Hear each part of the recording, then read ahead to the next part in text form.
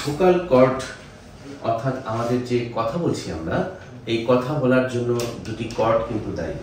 এরকম করে দুটি কর্ড দায়ী। এই কর্ড দুটির নাম হচ্ছে ভোকাল কর্ড। আমাদের স্বরযন্ত্রের একটি পার্টই হচ্ছে ভোকাল কর্ড।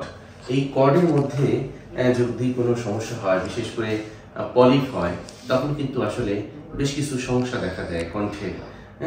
কি সমস্যা দেখা দেয়? আমার মনে হয় যে সরাসরি যদি আমি রুবেল ভাইয়ের সাথে কথা বলি, তাহলে আপনারা বুঝতে পারবেন যে ওনার আসলে কি পরিবর্তন এসেছে কথা বলায়, স্বরে। আপনাদের বাড়ি কোথায়? আমার বাসা নারিন্দা, ঢাকা নারিন্দা। ঢাকা নারিন্দা।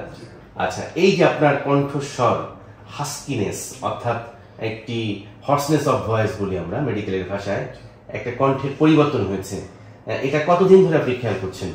এটা 3-4 বছর ধরে মানে খেয়াল করছি। জিনিসটা আগে হইতো। আচ্ছা আচ্ছা, এই খেয়ালটা করা হচ্ছে 3-4 বছর। 3-4 আস্তে আস্তে করে ওষুধ খেতে তারপরে ঠিক